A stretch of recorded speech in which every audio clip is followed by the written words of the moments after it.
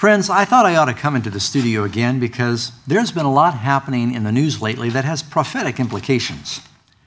So what does the President of the United States, the leader of the Orthodox Church, the United Nations, the U.S. Congress, and presidents of Israel and Palestine all have in common? Well, in the last few months, they've all been visiting with Pope Francis, the leader of the Catholic Church. You know, friends, it seems like very few Christians today remember why Protestants protested. Let me explain. This has already been a very notable 2 years for the Catholic Church. Beginning with the surprising resignation of Pope Benedict, the aged pontiff cited poor health as the reason, but many wondered if there might be more to the story. Then, on 3/13/13, as the world watched and wondered, white smoke issued from the Sistine Chapel chimney, and an Argentinian cardinal, Jorge Bergoglio, was introduced as the new pope. This was not only significant for the 1.2 billion Catholics worldwide, as he's the first pope from the Americas and the first to be named Francis, but it would be especially alarming to Protestants that this seemingly humble man is the first Jesuit elected as pope. I think this has profound implications. You know, Luther, Calvin, Zwingli, Knox, Jonathan Edwards, Matthew Henry, Adam Clark, just to name a few, all identified the Roman Catholic Church as the beast of Revelation 13 and the papacy as Antichrist. During the Reformation, thousands of Catholics returned to the Scriptures and discovered the truth about Jesus. Unfortunately, today, most Protestants and evangelicals have historical amnesia, all forgetting what the significance is that separates them from Catholicism. Now, don't get me wrong. Pope Francis might be an absolutely wonderful individual. I'd like to meet him. I support his modest and conservative positions on several issues. Furthermore, I expect to meet millions of former Catholics and current Catholics in heaven. We're not talking about people's personal temperaments, but rather Catholicism's official view regarding Scripture.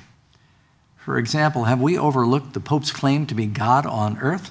Pope Leo XIII said, "We hold upon this earth the place of God Almighty." You know, that's very troubling. So let me give you an example of what some of these interesting headlines are. I suppose that most of us have heard that not too long ago, Pope Francis officially canonized 2 former popes, meaning they can be venerated and prayed to.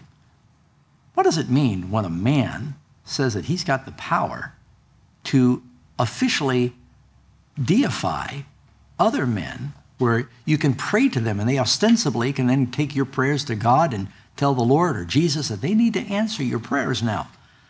What does that say about a man who claims to have the authority to make other people saints to be prayed to? Not to mention what it says about the state of the dead.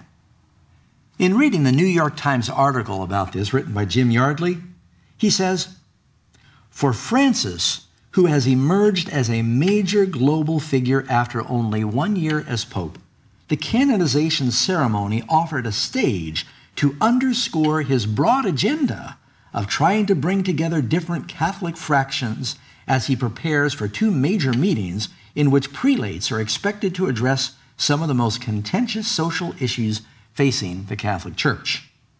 The 2 former popes are icons to different constituencies within the Church that by canonizing them together, Francis was making a political statement as well as a religious one. John the 23rd is a hero to many liberal Catholics for his Second Vatican Council of the early 1960s, which sought to open the Church to a more modern era. On the other hand, Pope John Paul II, he's a hero to many conservative Catholics because of his resistance to liberalizing elements of the Church.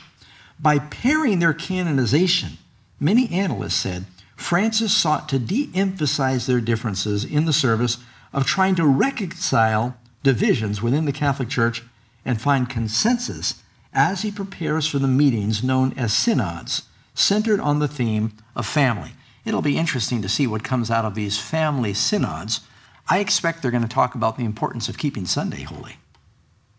More than 5,000 priests and over 1,000 bishop leaders and other dignitaries from more than 90 countries joined the throng. The spectacle was beamed across the world. You know, another thought that popped into my mind in connection with the canonization of these former popes Catholics, call the popes the Holy Father. And so when you've got two former popes that are canonized and they can be prayed to, doesn't that create confusion for Catholics when they pray, Our Father, which art in heaven? Which one are they talking to? Perhaps that's why Jesus said we shouldn't be calling any man Father, a religious leader, because we have one Father in heaven, which is God.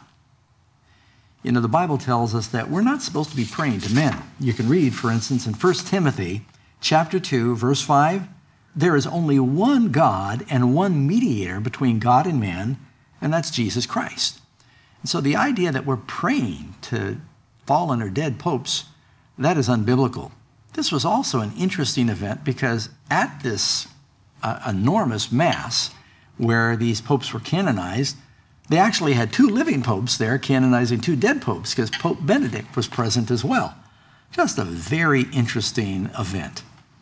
Then the other thing that happened is the Pope recently made a trip to the Middle East, and it seems like he's sort of inserted himself in the peace process.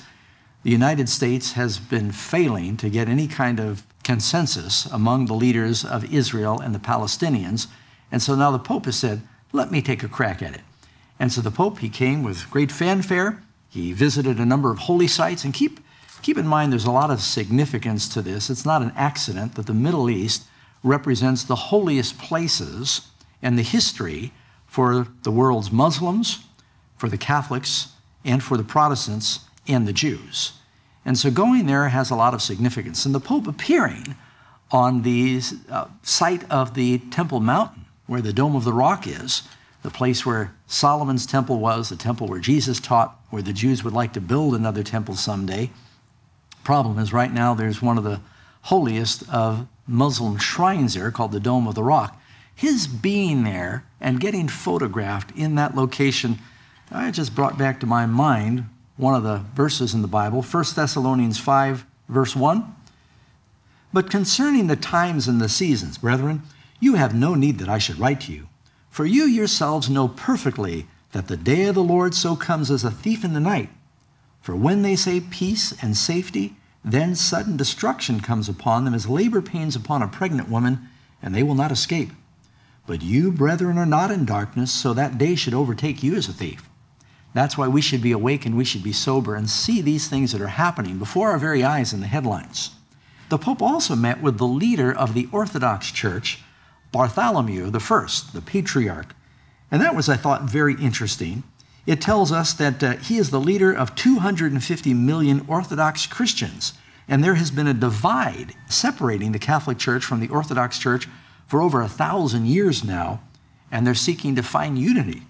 And so several times they prayed together and they talked together, and they're planning on meeting further to find out how to heal the schism that occurred between these two great denominations. It says in 2 Thessalonians 2, verse 3 and 4, let no one deceive you by any means, for that day will not come unless there comes a falling away first, and the man of sin is revealed, the son of perdition, who opposes and exalts himself above all that is called God, or that is worship, so that he sits as God in the temple of God, showing himself that he is God. Very interesting. If you go back to March, the President of the United States made a special trip to Europe, and he sat down and he visited with the Pope. And it says here, I'm reading from a CNN report, President Barack Obama gave Pope Francis a box of seeds as a gift, a fitting token of their first ever meeting, providing a fresh start of sorts between the administration and the Catholic leadership after years of strained relations. Because the position of President Obama on certain social issues like abortion is very much out of harmony with the position of the Catholic Church. And so they were hoping to reconcile. And there's one picture in particular where you've got President Obama sitting at the desk with the Pope. And the Pope, it almost makes it look like, it reminds me of when I went to elementary school, I got into trouble and I was brought into the principal's office. That's the first picture that pops into my mind. But it looks like the president is recognizing the superiority of the Pope in this picture. Also thought it was interesting that the president gave the Pope a gift of a box of seeds. The box was made out of wood that came from the first cathedral built in North America, first Catholic cathedral built in North America.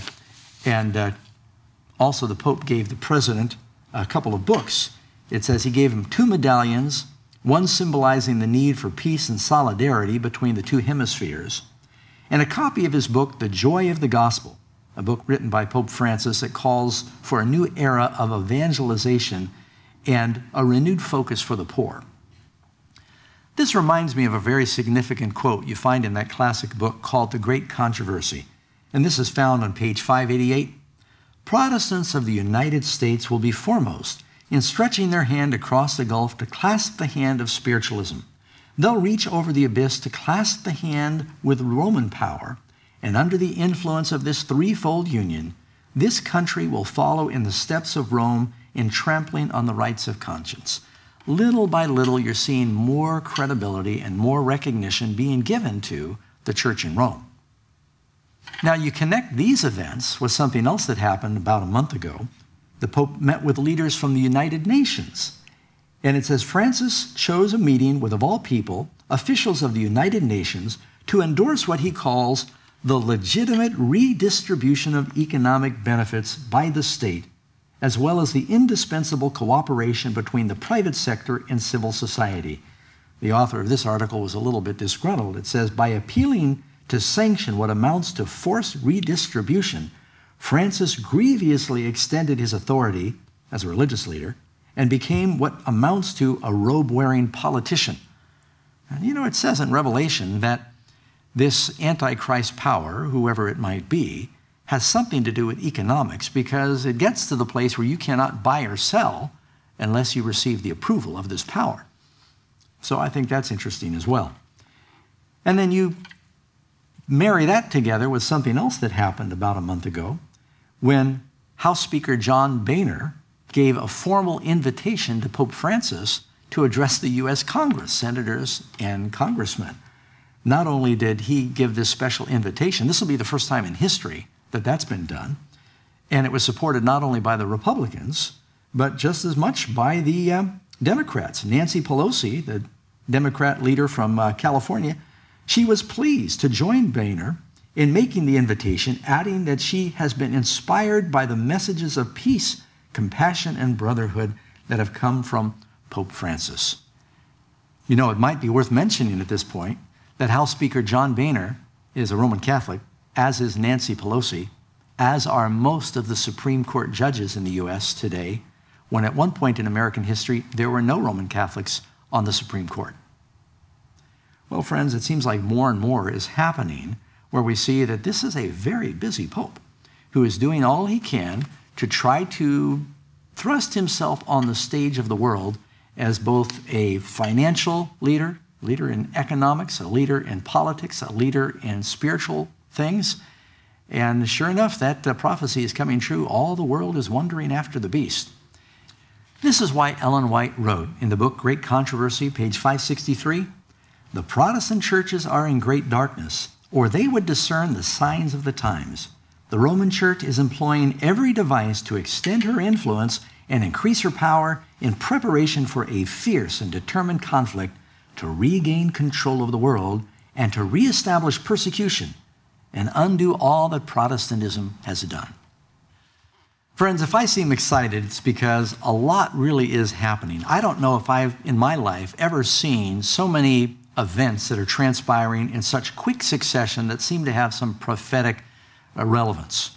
And that's why it's so important. If you don't understand why this is important, you need to get a hold of that video that we recently produced called Revelation, The Bride, the Beast, and Babylon. You can download it from iTunes. You can order it from Amazon. It's at all major outlets.